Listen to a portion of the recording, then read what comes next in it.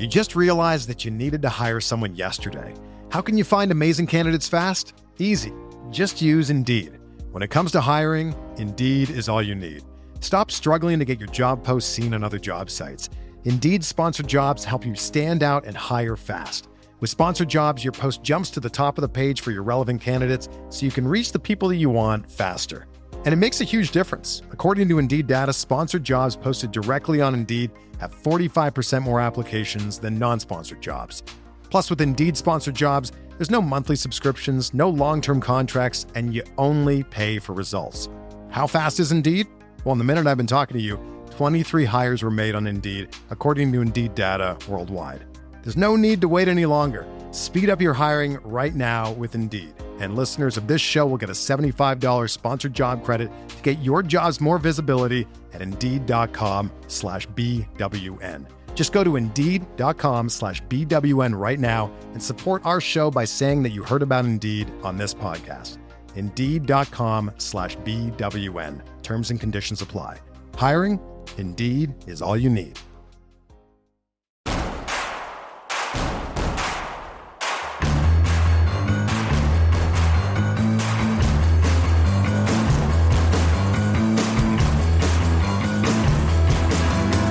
From your favorite source for Chicago White Sox talk, delivering news, interviews, analysis, and more. This is the Sox Machine Podcast with your hosts, Jim Margulis, James Fegan, and Josh Nelson. Thanks, Rob, and welcome to a new episode of the Sox Machine Podcast. I'm your host, Josh Nelson, and it's Tuesday, May 27, 2025, as we record this special edition show. The Chicago White Sox continue their series against the New York Mets, but we are roughly 6 weeks away from the MLB draft, and conference tournament play has already wrapped up for college baseball. Now it's time for regional action, and that starts this upcoming weekend. The following weekend will be super regionals, and then the attention is drawn to Omaha for the College World Series. Great opportunity for Major League Baseball teams to get good looks at college talent, especially if they need targets still for after the third round, maybe even targeting some seniors to help out with the bonus pool game. On this podcast page, I'll have a list of players for each region to follow. I am asking for your help. It's a lot of baseball for one person to keep track of everything this upcoming weekend. If you see a draft eligible player that you really like, post in the comments section. That way we can start collecting names that the White Sox could target. Join us to help preview the NCAA postseason play and talk some 2025 MLB draft. As a friend of the show, you've heard him call college baseball games on the ESPN family of networks, as he was just calling games for the ACC tournament. He's also got shows on Sirius XM with MLB Network, Power Alley on Channel 89, and College Sports XM on Channel 84. It's Mike Ferrin. Mike, long time since we've chatted on the show back in the winter meetings in Dallas. Yeah. But thanks for coming back on the Sox Machine Podcast. Always my pleasure. As a loyal Sox Machine subscriber, it's great to see that everybody's money is going to poor use by having me on. Do you know which region you'll be calling? I'll be in weekend? Athens. Yeah, I'll be in Athens. I'll be, I guess it's whatever the baseball equivalent of Between the Hedges is. So Foley Field, Georgia, Duke, Oklahoma State, and Binghamton. Foley Field is one of the more homer-friendly environments in college sports, and 3 of the top 40 home run teams in the country are there, and Binghamton is 80th. So, like, you basically have 4 teams in the top quarter of team home runs that are going to be there, which means we'll probably have a lot of 1-0 games. Probably. Not squeeze plays. Yeah. Well, let's start the conversation about the college baseball season. How do you feel about the college, especially as far as the college prospects going into the 2025 MLB draft? In my top 100, and I've been writing about this all season long, Mike, I felt like the pitchers were ahead of the hitters, especially the top of the class. Do you feel the same, or just what are your overall feelings about the draft eligible players? I mean, I think first and foremost, it's not nearly as deep a college class as we've seen the 2 previous years. So it's there's going to be a lot more variability at the top. It's just not the best class of college bats. College arms, I agree. They're not bad. I mean, there's not a Chase Burns in the mix, right? There's not that like elite guy at the front. There's definitely not a Paul Skeens, but there's decent depth in it. Really the strength of this draft class, I think, is going to be the prep bats when all is said and done. But it's just not it's not as exciting a group, and players who had warts coming into the year didn't do a ton to answer them, or to have the warts removed, I guess. And so it's left for a very muddled field. And every time I have a conversation with somebody that's in some sort of evaluative power with an organization, they're still kind of like, well, we got 6 weeks to go. We have no idea what we're going to do. Like they just, it gets trying to make sense of this has not been easy because of the lack of impact. Yeah, and they're going to have some competition with some of these top universities when it comes to NIL money and negotiations. High school players they weren't cheap to begin with, Mike. They're definitely not going to be cheap this upcoming draft class. Yeah, but although I will say that a lot of these guys that we're talking about with the draft, like when we're saying the depth or the strength is the depth of the prep bats, those are guys that would go in the first round anyway. They're like Ethan Holiday isn't going to Oklahoma State. Eli Willits isn't going to Oklahoma. Billy Carlson isn't going to Vanderbilt. Realistically, like those guys are going off the board early, and it's a ton of middle infielders. Like it's a really exciting group. And I had an assistant scouting director. We were talking about a month ago, and I was just kind of lamenting the college bats with him. And he goes, you know what, the thing is we're going to look back on this and it's going to be a pretty good draft class because of the prep bats. Well, that could be good news for the White Sox with the 10th overall pick. Again, you can go to SoxMachine.com, take a look at the top 100, my updated watch board. There's some new names, and they are the prep bats that I'm looking at for the White Sox at pick number 10. But you have gotten a chance to watch one of the top starting pitchers from the college class in the last few weeks, and that's Jamie Arnold. So I'm riding the Peloton bike. I'm watching Jamie Arnold from Florida State. I'm hearing you. Tell us about Jamie Arnold with your up close and personal views the last couple of weeks. Yeah, 6'1", kind of lower slot lefty with a drop and drive delivery, who, when his fastball is going well, plays really well at the top of the zone because of the angle he creates with it. It's a good fastball. It's more like 94, 95 than it is, I think he's touched 98 this year, but it's not like he sits in that, plus to plus territory. It's more, I guess he gets a little bit of a boost because he's left-handed, but it's more closer to major league average. He's got a big sweeping breaking ball. It's a slider that has been his swing and miss and out pitch. When Arnold isn't going right, it's fastball command. This probably sounds like a broken record on just about every prospect, right? So like if he's not having trouble locating his fastball, then he will get hit around a little bit, although he still gets strikeouts because the slider is good enough. Just to compare it to the last few drafts, I don't think we're talking about him as the number one player in either of the last two classes. I was talking to somebody about this, like he probably would slot in kind of behind Hagen Smith a year ago in that mix. And again, like this is the guy that ESPN, my colleague Kylie McDaniel there has as the number one player in the draft. So I think that just kind of tells you a little bit of the story of what this class is like. But he's very competitive, really good kid, super bright. He's a starter. I don't think that there's any doubt that he's a starter. I'm not sure what the ceiling is. And the changeup, while he's shown it this year, is a pitch that's going to need a lot of work. Whether it's that or something else, it's going to be a third pitch. He's tried to run a two-seamer some. He's cut the fastball some. I just really like it when he rears back and gets behind a four-seamer and goes. So I think he's a good bet for a good pitching program. The last 2 weeks, I've been at both of his starts. Fastball command was off a little bit. He still punched bats, punched out guys, punched tickets. Like he was good. But I think he's a guy that, may not go in the top couple of names, but I don't think he'll be in play when the White Sox pick 10, right? So I don't think he'll be there then, but there's a chance that he's more in that 5 to 8 range than he is in the 1 to 5. Yeah, I'd be surprised if St. Louis passes on Jamie Arnold with the 5th overall pick. Yeah, he's a better version of Cooper Jerpy, who was their first rounder a couple years ago. So That's actually the comp that I have for him is Jerpy. I like Arnold a lot better. I wasn't a great, like Jerpy was super competitive.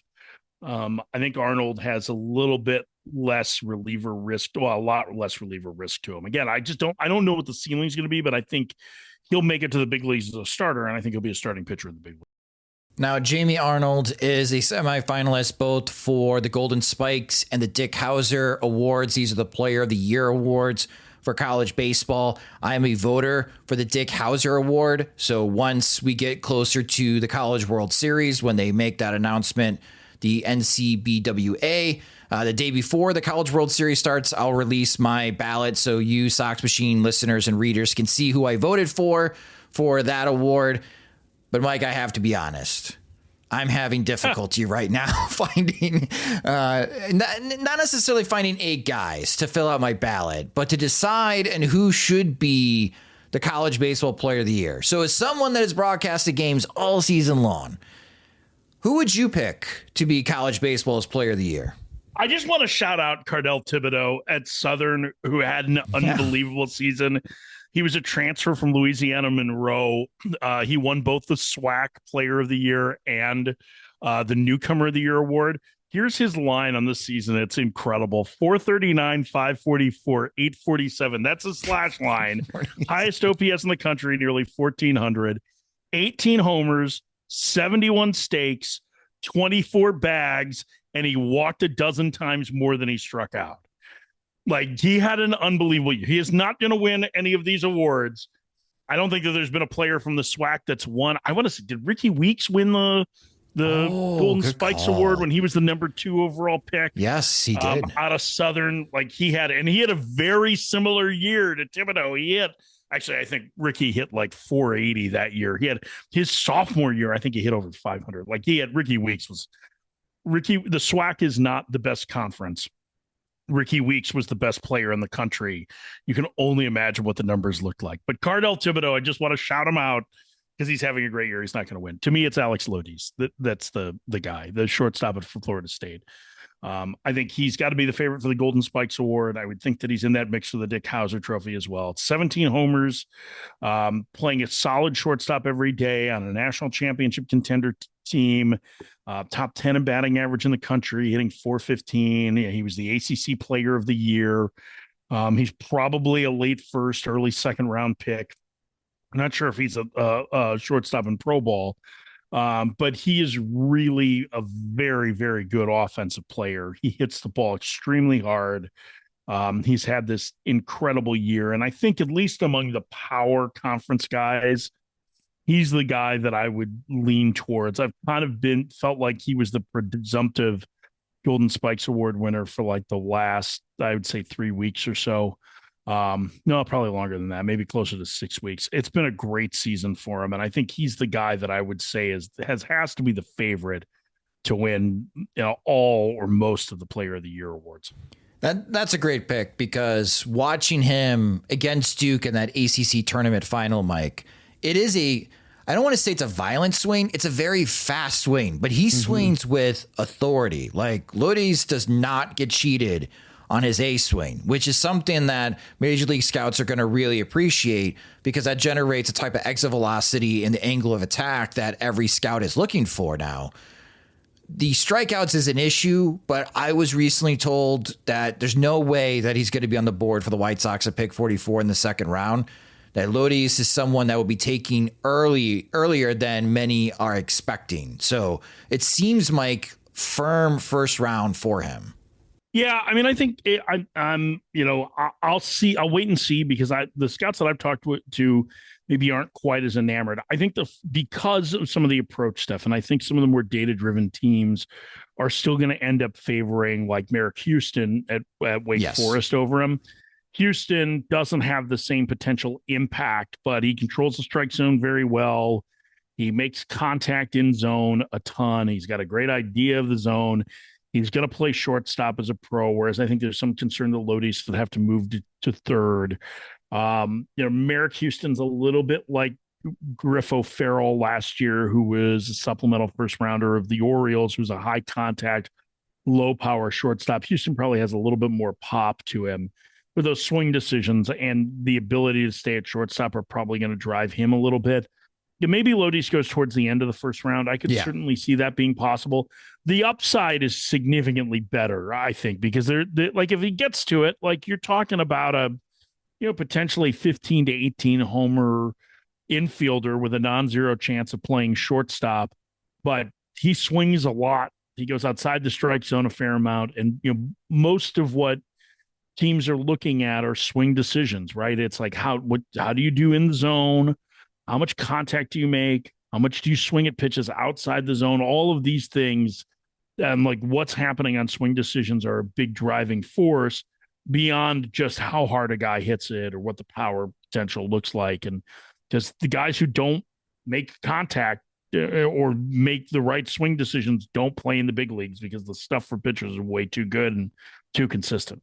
Yeah, Jace Laviette's going to have to answer a lot of those questions at the draft combine. If he attends the draft combine and he broke his hand and had to have surgery. So I mean, I don't think he's going to participate, but I wonder if would he do interviews? I don't know. That's probably. I mean, he needs to do he'd have to. If you go through the medical testing that goes with the combine, then you're guaranteed 75% of slot or 80% of slot. So, I mean, I'm sure he'll go through some of that, but I don't think that there's the issues with Laviolette coming into this year are the same ones that they are now in terms of swing decisions. He got off to a bad start. He was really pressing early in the year. Yeah. He's not as bad a player as he looked like in the non-conference schedule. He's also probably not a guy that should have been the number one overall player in this class coming into the year. I think he's got this kind of classic right field build.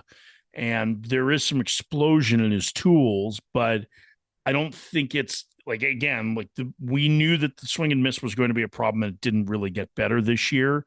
And so with him not being able to tighten that up, it leaves a lot more questions about him. That said, if it clicks, if you're looking for ceiling, he's got ceiling because he has significant power and he's a really good athlete and a tough son of a gun.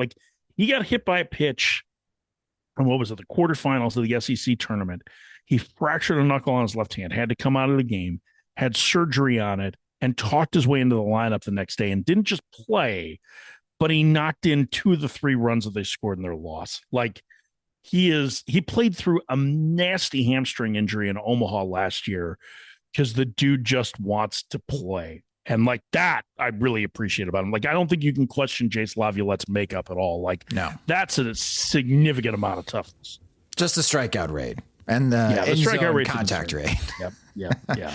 And those are big questions. They are big questions. And Laviette, I've been told, is on the White Sox radar at pick 10. We'll see what happens. We're still a few weeks away from the MLB draft, but things are going to change here. And to Mike's point, with teams so uncertain, maybe minds could be changed, or readers and listeners, we're going to start discovering more guys that could be targets for the White Sox after the second round, your 3rd through 10th rounds, your bonus rounds, watching what happens during postseason play. And when we're looking at the regionals, Mike, you mentioned that you're going to be in Athens. That's a very intriguing region to me. Georgia does not have an easy route despite playing these games at home. And a reminder, if you don't know how the format works, it's 16 regionals. They're all played in one site. So that's why the number 1 seeds is really important, because they get to host these games and play in front of their home crowd. Now, that doesn't mean that all 16 number 1 seeds move on to the super regionals. We've seen a lot of upsets, especially last year. But when we look at the brackets and how it all came together, Mike, how do you feel about the regionals? Is there any seeding or any host that you think is a little bit out of line, or maybe someone that you're surprised, a school that's not a host? No, we've been talking a lot about this the last couple of days, and really the committee did a very good job this year. I mean, if you want to quibble with 1 or 2 of the picks, or one of the picks maybe at the back end, UConn really felt like a team that could have gotten in as an at-large. And I just I don't love the optics of Kentucky being in at 13 and 17 in the SEC. And I get that it's the best conference, but they got 13 teams in, and Kentucky wasn't even on the board as one of the last 4 in. So maybe if you want to quibble there, that's fine. But I didn't have an issue with any of the hosts. I know TCU was disappointed that they didn't get one, but they didn't win their league's regular season or their tournament, right? And whereas Oregon got one over them, and Oregon won their league in the regular season, got to like TCU lost in the conference finals or the finals of the conference tournament. Like there are a couple of teams that are like that. Georgia Tech won the ACC regular season. They're not a host. They're a little bit salty about that. I understand. But because these conferences are so massive now, I mean, there's 16 teams in the ACC. There's 14 in the Big 12, 17 in the Big 10. 16 in the SEC. There's a really unbalanced schedule for the 30 conference games, and Georgia Tech played one of the softer schedules, and so that ended up impacting them in the committee's mind because they didn't beat as many good teams as some of the other host candidates. So I didn't really have issue with it. I think they did a pretty good job balancing them out, and I can't tell if that's because the committee just was really good at balancing things, or if that's because the difference between like the best or second best team in the country this year and the 30th or 35th best team in the country this year is smaller than it has been in the last several years. It kind of feels like that's the case, that there isn't, Vanderbilt's the number one overall seed. I don't think, based on, even though their offense got better as the year went on and they played very well, what did they win? 19 games in the SEC. Right. Like, I don't think that there's a lot on that. When you watch Vanderbilt, it makes you go, man, like that's the team that's going to win the national title. Learning a new language opens the door to new friends, new cultures, and maybe even a whole new life. So why not start the journey today? There's over a dozen languages available to learn at your own pace so you can achieve your goals with material tailored to your individual proficiency level, interests, and time availability. I'm finally learning French after taking classes in high school and thrilled to finish what I'd started years ago. And my favorite part about Babbel is that it's dialogue-based. It helps me to actually practice conversations, and the speech recognition ensures I'm saying words correct them all. So get talking with Babbel. I want you to learn another language, so I'm teaming up with Babbel to gift you 55% off subscriptions, but only for our listeners at babbel.com/Blue Wire. Get up to 55% off at babbel.com/Blue Wire, spelled BABBEL.com/Blue Wire. Babbel.com/Blue Wire. Rules and restrictions may apply. So when we are looking at the regionals and all the schools, other than your regional that you're calling in Athens, what are some of your favorite regionals based on potential matchups? Yeah, I think the UCLA regional is really interesting. Yes. I'm a big fan of Irvine. I think they're as good a team as I've seen all year, if not the best. UCLA has two legit draft prospects for next year in Roman Martin and Rock Chalowski, Rock Chalowski is a candidate for the Golden Spikes Award as a sophomore. Arizona State, and Chalowski, by the way, is a Phoenix area kid, and ASU is back in a regional for the first time in 3 years. And while they, as Willie Bloomquist put it, they double bogeyed 18 and had to sweat it out as to whether or not they'd be an at-large. It's a really talented team with two very good starters. They feel a little bit more talented than a typical 3 seed, although they have not been very consistent. So I would say that that's one that stands out as being really fun. I think the Oxford regional, at Swayze, which is a great hitter's ballpark with Ole Miss and Georgia Tech at it. Those are two teams that can run the ball out of the yard.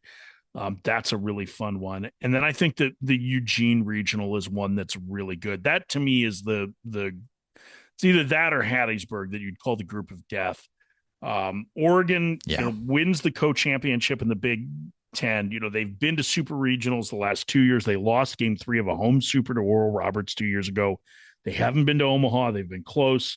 And they get the Big 12 tournament champion and one of the best pitching teams in the country in Arizona, the Big West tournament champion in Cal Poly, who won 41 games this year and finished with a top 30 RPI, and Utah Valley. That's always a good program. They won the WAC tournament. So Oregon didn't really get done any favors, nor did Southern Miss and Hattiesburg. I mean, they've got Alabama and Miami in that, as well as Columbia. And Columbia, like the Ivy League teams tend to be frisky. Columbia is pretty good. So those are the ones that I would say are the most competitive. That Oregon regional, to me, the one in Eugene is the one I have circled, is the one I think is the toughest. Yeah, I'm with you, because I was going to ask you what's the region of death, and yeah, it's Eugene. When you got 3 top 30 RPI schools in the same region, good luck, Oregon. I'm glad you mentioned Los Angeles, the UCLA region. That's going to be chaotic. Like there's going to be a lot of chaos out west. It may go chalk in the Southeast. But if you're looking for chaos watching postseason baseball, it's going to be those out west games in Eugene, Oregon and Los Angeles. And a matchup that I'm really interested in, depending on how they set up their pitching rotation, a North Carolina-Oklahoma potential matchup. If Oklahoma can get Kyson Witherspoon on the mound, that could be tricky for North Carolina. That will not be an easy one. They may have to, if they were to lose that game, win their home regional through the losers bracket. Yeah. Still very feasible. But those are some of my favorite matchups. And, of course, Tennessee and Wake Forest. That could be a great matchup as well after the opening games. Yeah, so a couple things on those. I mean, one, North Carolina, I think, is the most complete team right now. They were ranked number 1 to end the season in D1Baseball.com. They're the number 5 overall seed. They can really pitch. They have a dynamic offense. They have the ACC Pitcher of the Year in Jake Knapp, who's going to be one of the best senior signs in the country. He was outstanding this year. He got comped to me by a current ACC coach is Lance Lynn when Lynn was at Ole Miss, and it's the perfect comp for him. He's just this 6'5", 270-pound strike thrower that pitches off his fastball. Does that sound familiar? Does that sound at all like Lance Lynn? Yeah. Right. So he's really good. And while Oklahoma has this really talented rotation with the Witherspoon twins, Kyson and Malachi, they can't afford to throw off because Nebraska is a very experienced team. Nebraska isn't the most athletic team, but they're physical, they're old, they're really smart. And so I think, Oklahoma, we probably get robbed of that potential matchup of Knapp and Witherspoon because of that, because I can't imagine that they're going to throw anyone other than Kyson Witherspoon in that first game. I just think North Carolina is really good. I think that's going to be a difficult spot for them to come through. The Tennessee Wake one is really interesting because Wake is as talented a team as there is in the country. And they have, the number of quality arms that they have is ridiculous. But there's two things that they don't do particularly well. They don't throw enough strikes, right? They walk a lot of guys. Their strikeout to walk ratio is really good because they're strike out 30% of the hitters that they face, but their walk rate's really high. And they play poor defense. And they're going to have to face Cincinnati, who is an interesting team. Jordan Bischel's the head coach there. He had been at Central Michigan and built a really good program there. Jordan Bischel's a guy that likes to play the inside game. So college baseball, bunting is still a positive offensive play, not because people are always looking to give away outs, because they want to make 19-year-olds field them. And Wake's defense has been shaky all year. And to me, Cincinnati puts a lot of pressure on Wake Forest because of that. And that I'm really curious to see. That would rob us of that. If Wake were to get through and to play Tennessee, you're right. Their pitching staff has the stuff to be able to beat Tennessee, but they have to get through Cincinnati, and Cincinnati style of play. Like we saw what they did to Duke early this season. That's a really good Duke team. Swept them on the opening weekend because they just Duke was not ready for that kind of game defensively. And Duke has a better defensive team than Wake does. Tennessee's been struggling too defensively. They have a lot of questions, especially on the left side of that infield. Well, and here's the other thing. It's let's play this out, this fantasy out, right? Cincinnati wins that game and they face Tennessee, and they're going to have to face Marcus Phillips probably, who's a really talented arm, but Marcus Phillips does not hold base runners. And that's they could, Doyle. Yeah. So they could, at least Doyle's left-handed, right? So if you're in that spot where you either have to face, that's if they go, they probably will go Phillips in game 1 and Doyle in game 2. They'll probably throw off. Miami of Ohio is okay, but they're not great. And so a lot of times what you'll see is the number 1 seeds will save their ace for the second game. But that to me is that's a real possibility that you could get into a track meet with Cincinnati, who is going to put a lot of pressure on your defense. So let's take a look at the top 8 seeds, because in recent years, one of these top 8s, they don't make it to the super regionals. They get upset.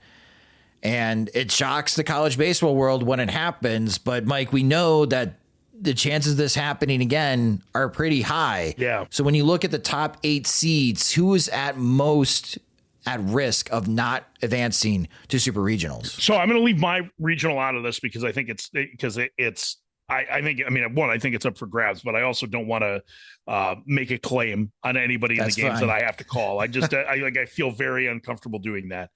But I think the couple that are interesting to me are the Auburn Regional. That's a young team. They're really talented. They have a great hitter and Ike Irish in the middle of their lineup. Butch Thompson's done a tremendous job this year. They played the toughest schedule in the country. But, Central Connecticut State's been in for the last 6 regionals, got experienced guys. Stetson's a pretty good team. And I really like this NC State squad, and they can pitch. They have very good starting pitching, and they have an outstanding bullpen. So I think that's a dangerous regional with Auburn there as a top 8 seed.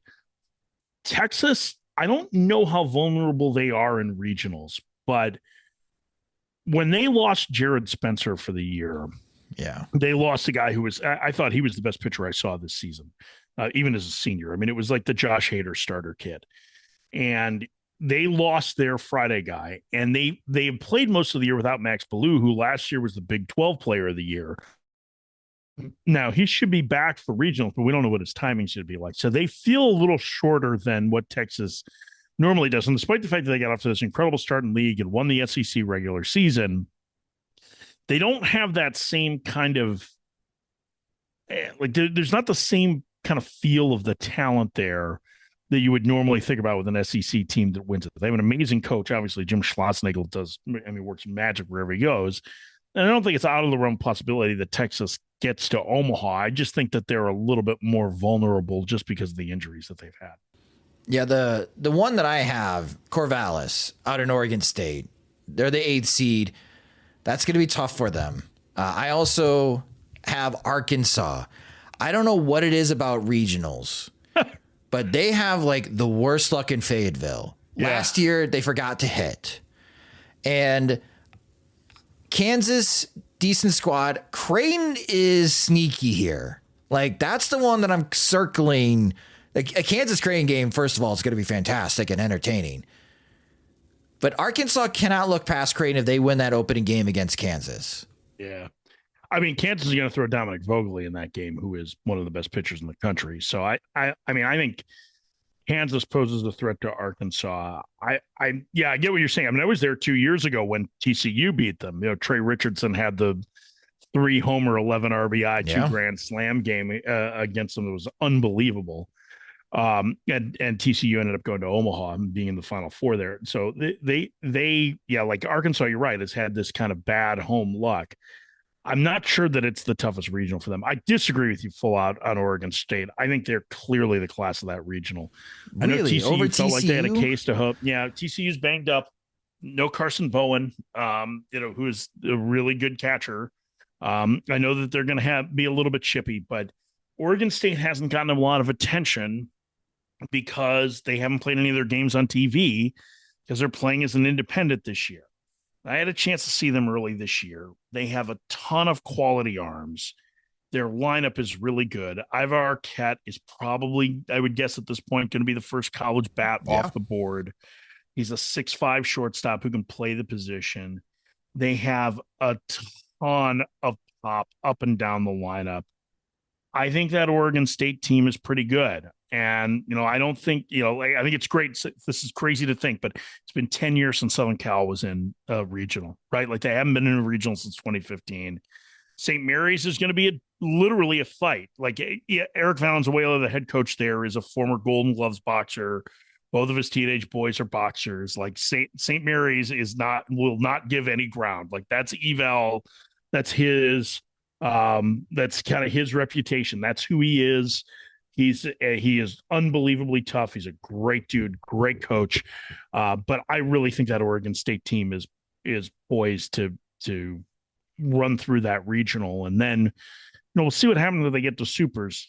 They would be paired up with a Florida State team that has, despite the star power of Arnold and Lodis and the freshman Miles Bailey, who's incredible, they've got a really questionable bullpen. And so, like, that would be a very, very big challenge for Florida State. So I think Oregon State is an awfully good team overall. So then, who is your upset pick to win a regional? So someone that's not a number 1 seed. Who do you like of the 2, 3, or 4s to win a regional, move to super regionals? Yeah, I mean, Irvine for me is that was number one on my list. list. On the list. That I think they're really good. I like NC State at Auburn. I think that's a one that has a chance. I think there's a chance that Coastal could be. Listen, if it's Florida, like I think Kevin O'Sullivan's won like 7 straight super regionals if he gets to the Florida coach, and like that's a team that. What do they start 1-11 in league this year? Yeah, they were. And they bad. ended up making the tournament, and they've had a ton of injuries. I don't know how they're keeping it together, but Coastal, I think, is vulnerable. ECU is just a little bit young. Normally, we talk about them as an at-large team. They had to win their conference tournament to get in, so that's one that I look at where there could be somebody outside of that group. I think Eugene. I think Arizona is capable of winning that regional. I think. Southern Miss. I mean, there's a lot of these this year because again, like the difference between 1 and 35 in terms of the quality of talent isn't quite what it has been the last several years. So, again, that doesn't mean that it won't be chalk, but I think that those are some of the spots where I would look at and go, yeah, there's a chance for an upset in the regional. Yeah, you mentioned a lot of the ones that I have. Irvine, Arizona, I have winning that regional. I have Alabama, but again, that's, as you mentioned, Southern Miss is the 16th seed. I have Alabama winning that regional. And we'll see what those super regional matchups are. Alabama is really interesting, too, because of Justin LeBron, who might be the number 1 overall pick in next year's draft. Not that Sox fans need to be looking ahead to that or anything. Yes, definitely. You get the same odds the Rockies will, but no, well, the Rockies don't qualify. Oh, that's right. That's right. They've been in the penalty twice in a row. Right, you're in the lottery 2 in a row. So they're literally in the White Sox position this year. Yeah, they can't pick higher than 10th next year. Great ballpark, though. Great ballpark. So obviously, we don't know what the super regional matchups are, and we'll see how the regionals unfold. But Mike, which teams are you? If you had to make a guess right now, and not a prediction, let's call it a guess. We got a lot of postseason baseball ahead of us. But if you had to guess right now before regionals start, who are the 2 teams that you would pick to play in the College World Series in Omaha? Well, I think I would take North Carolina. I think North Carolina is a team that I think they've got a path. Although a North Carolina, Oregon super regional would be pretty great. Like that would be great. Some terrific theater at Bochmer in Chapel Hill. So I think North Carolina has a really good chance. I think on the other side, LSU's path through the regionals is probably the cleanest. If they pair up with Clemson plays defense really well. They have about 5 arms that they seem to trust. They're not as power-laden a Clemson team as we've seen in the past. But they get on base. Chicago guy in the middle of that, Dom Listy, started his career at North Central as their left fielder. Has been the best on-base guy in the ACC this year. He was at North Central and then Indiana State, and he's there now. So I think that's a spot that I would look at. I would say probably LSU and North Carolina are the favorites, although I still think UC Irvine's got a really good chance. I think so highly of Ben Warloff and that program, and I just think that they're not like most mid-majors. They're much more physical. I talked to a scout about them, and he was like, man, they've got a lot of guys this is an organization that uses the ABC scouting. So he said they got a lot of Ds, which sounds like it's a pejorative, but basically it's like they've got a lot of guys that are going to play professional baseball as organizational players. And they're really deep in that regard. And then they have McCombs, their center fielder, who's a sophomore, has some tools. But Colin Yeaman, who's their shortstop, can just really hit. Anthony Martinez has been one of the best players in the Big West. He's more kind of like a Sean Casey type of first baseman than he is a slugger. And they have a good rotation, and they have the best reliever in the country in Ricky Ojeda. I think Irvine wins that regional, and I think if they faced up against Texas, I think Texas would have their hands full with them. Yes. I do not think that team would be afraid for a second to go to Dish Falk to take them on. I think that's a really tough team. I love Irvine's squad. I want to see the Eaters. The Eaters got to eat, right? Yeah. So Eaters got to eat is one of their hashtags. So I think there's my sleeper for Omaha. If a 2 seed can be a sleeper, it's Irvine. So I'm with you on an SEC versus ACC College World Series. I also have LSU making it to the College World Series. I do like Florida State. I think one theme that we're going to find out is not every team has 3 dependable starting pitchers. So we'll get into the bullpen, which you are right, Mike. Florida State does not have a good bullpen, but I do think that offense can take advantage of other schools' bullpens. We're going to see some really high scoring games when Florida State plays, like 12-8 type of games, but they definitely have the bats to take advantage in those third games, especially if they get to Omaha. So I just like their offense enough to make it to the College World Series.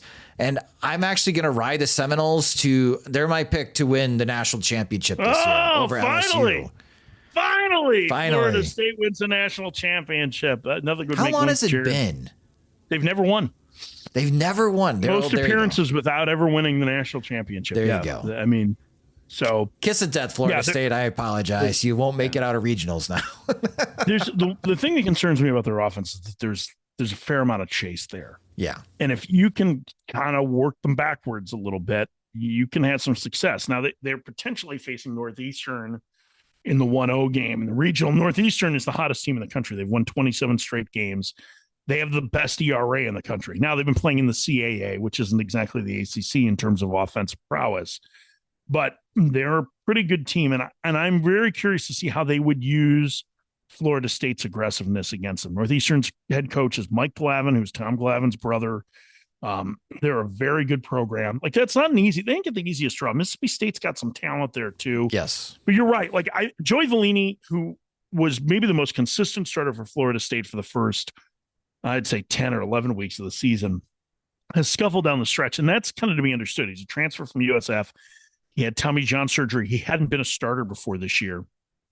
It's about Arnold and Wes Mendez, who has probably better overall stuff, I would say, than Arnold. He's going to be a name to watch for next year's draft. He's a transfer from Ole Miss. He's a really good arm. They have 3 lefties that they can run out in the rotation. But it's like they've got to get somebody hot in the pen, like whether it's Joe Charles, who's a senior, or the sophomore John Abraham, who probably has the best stuff, or Peyton Prescott, who throws 100. Like, somebody in that Florida State pen has to get hot. They're going to have to ride a hot relief hand at some point, and they just haven't found that guy yet.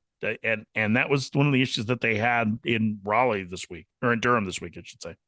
Well, we'll see just how close our College World Series picks are. But this is one of my favorite times of the year, the NCAA postseason play. Again, you can watch all the action, the ESPN family of networks. They even have their own red zone type of channel as well. Mike Rooney will be on there. I don't think Rooney goes to sleep, right? No, I mean, Rooney hasn't gone to sleep since the conference tournament started. So I've had to tape 2 shows with him this week, and I'm not sure he's a zombie. But listen, what you said, we call it squeeze play, right? And it's on ESPN Plus, and sometimes you'll see it on linear. It is worth the price of an ESPN Plus subscription. It is the best way to watch college baseball tournament. If you're not familiar with it at all, I mean, listen, like, do you really care what the White Sox are going to do this weekend? This is a great way to watch baseball, like, basically from 11 a.m. to midnight Central Time, Friday, Saturday, and Sunday, and catch all of the action. I know we all get excited about the NCAA men's basketball tournament and the women's basketball tournament, and the one and done nature is great. But the baseball championship is so much fun because it is double elimination in the first round. And because there are no bad seasons that end in Omaha. If you're in the final 8, you have had a great season. Yes. We know how fickle baseball can be.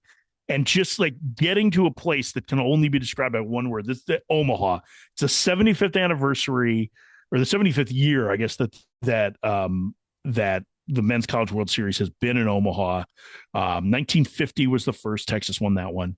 So it is synonymous with college baseball. It's a great event if you ever get a chance to do it. You know, it's only an 8-hour drive from Chicago, and if you're out further west, it's a lot easier. It's not a bad place to fly into. It is terrific for kids. If you have kids, like, college baseball is a lot of fun. It's a different beast than pro ball, right? There are a wide variety of offenses. There are a lot more mistakes, but the emotions run higher just in the same way it does in college football and college basketball. It is really fun, and there's nothing better than regional weekend, and using that squeeze play on the ESPN Plus on the ESPN app is the best way to watch everything. Again, you'll be able to listen to Mike. He'll be calling the Athens games. Who are you paired with? Jensen Lewis, my excellent. longtime friend and colleague. So, yeah, we had the Tucson Regional together last year. So, Gabby Sanchez has been my partner most of the year, and I absolutely love Gabby. He's going to be in Hattiesburg with Tom Hart.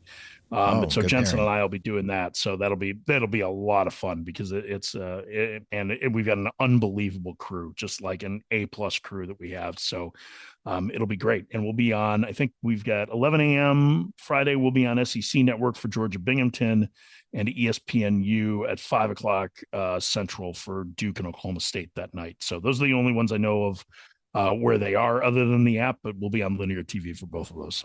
So again, you can follow Mike. He's on Blue Sky. He's MikeFerrin.bsky.social. You can also follow him on Twitter. He's at Mike_Ferrin. Listen to him this weekend, call the action. And when he's not calling college baseball, again, you can hear him on SiriusXM, both on the MLB Network and the college sports channels 84 and channel 89. Mike, as always, thank you so much for hopping on the Sox Machine podcast and previewing the upcoming college baseball postseason. Josh, it is always a pleasure. It's great to see you. Happy to do it.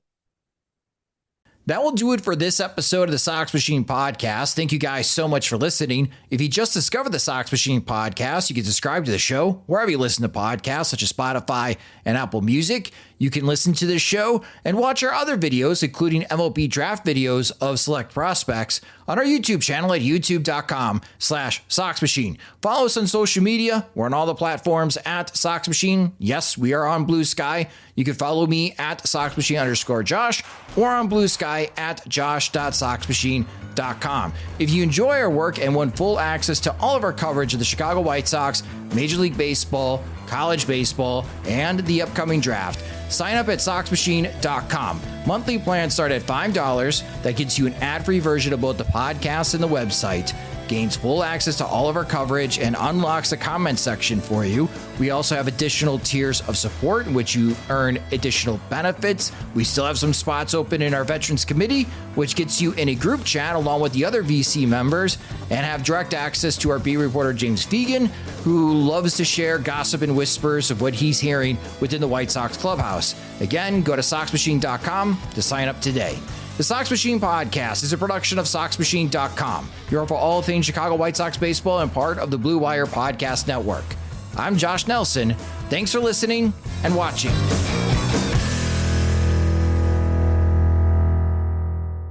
If your brain is at full capacity with to-dos, birthdays, dinner plans, meet Skylight Calendar. It syncs your entire family's schedule onto a sleek digital display, so you focus on important things, like where you left your coffee. Right now, Skylight is offering our listeners $30 off their 15-inch calendars by going to skylightcal.com/talk. Go to skylightcal.com/talk for $30 off your 15-inch calendar. That's SKYLIGHTCAL.com/talk.